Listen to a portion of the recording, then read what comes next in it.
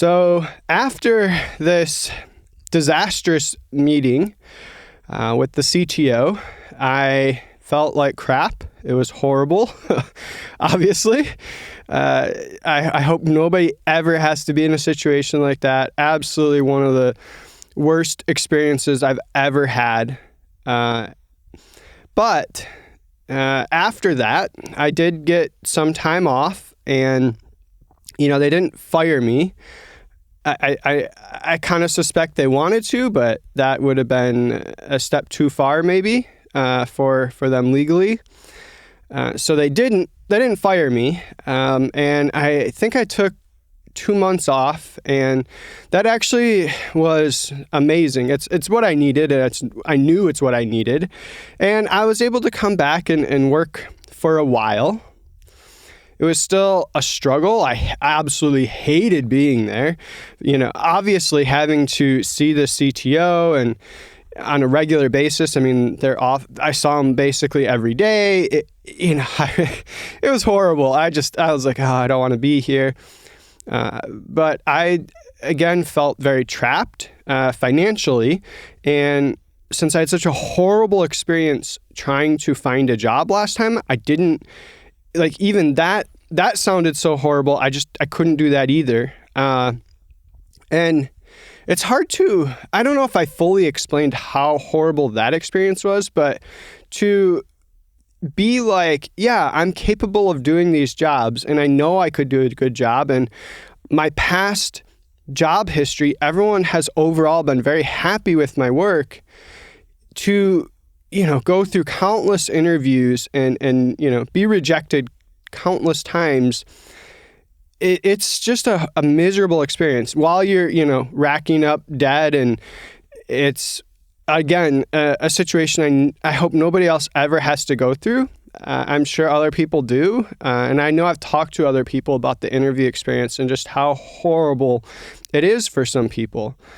And yeah, so I felt like I was stuck between these hard places, on the one hand, I had a job and it sucked. I really hated it. It was extremely hard for me. I think at the time I estimated my productivity was only about 10% of my potential. 10%. And it wasn't for a lack of trying. Oh boy, I tried so hard, I always want to do a good job. I care. But when the environment doesn't work for me to do a good job, there's only so much I can do. And so I would say overall, I was only at probably, 10, 20% of my productivity level, which was really frustrating. And I had countless conversations with my boss, with the CTO, even after this, about trying to come up with some accommodations that would allow me to be more productive. I just wanted to be able to, come to work and be productive. And they were not into it. They were like, no, this is the way we do things. This is the way we've done things.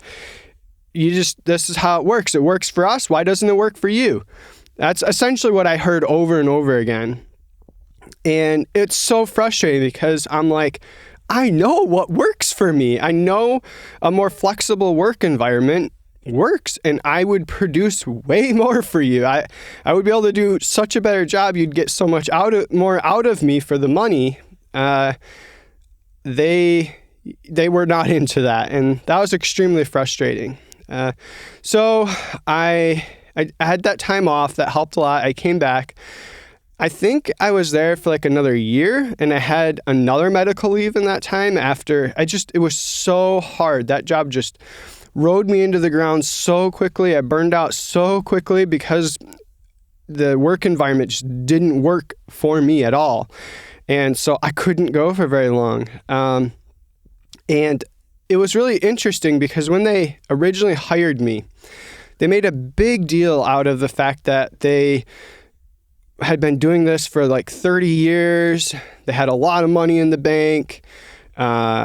They were set. They were like, oh, if there's a downturn in the industry, we're ready. We're good. We're not like the startups that, hire and fire fast, right? If we hire people, it's very intentional, and, you're around.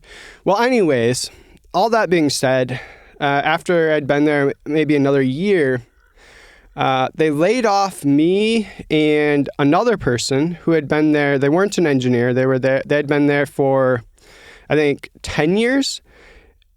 So I was definitely lowest when it came to the engineers in terms of productivity, although I think in fairness, I was more than productive for the small amount they were paying me.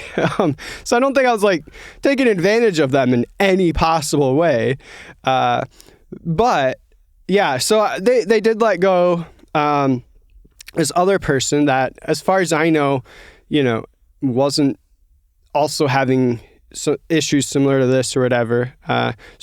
So what they told me was, oh yeah, we lost this big contract and times are tight. And I'm just sitting here thinking like, what the heck? You told me like you were good. You didn't have this problem.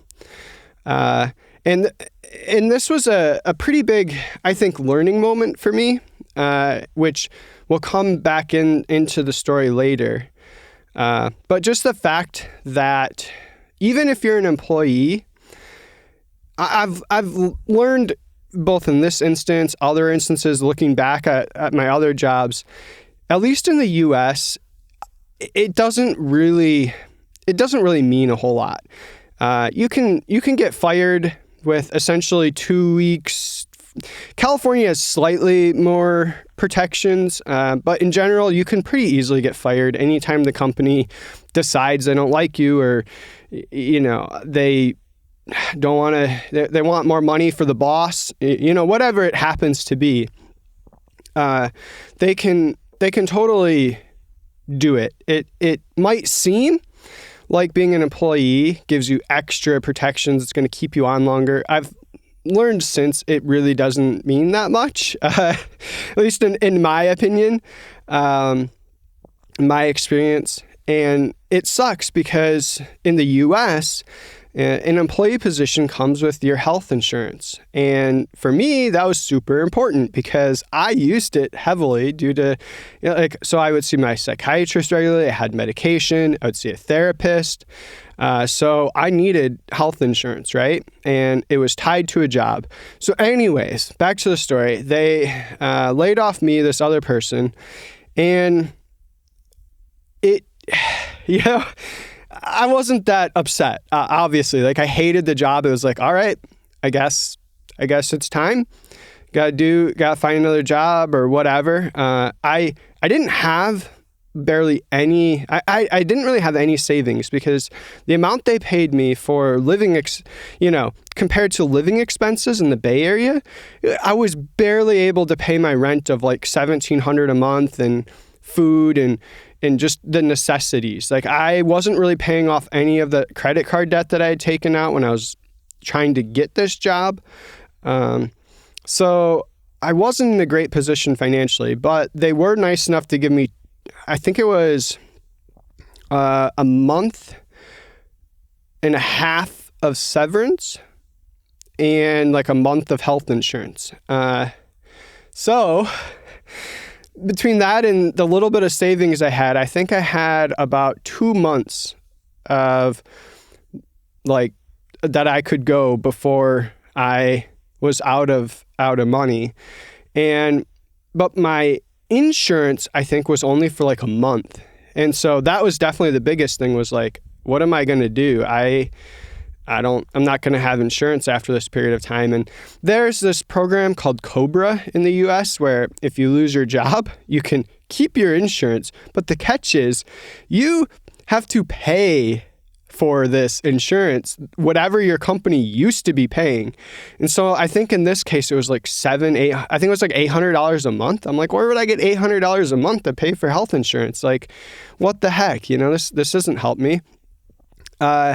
Luckily, again, in California, there is better benefits because of extra taxes you pay. And so part of that is if you lose your job, you can go on Medi-Cal. So Medi-Cal is basically state subsidized health insurance if you don't make enough money.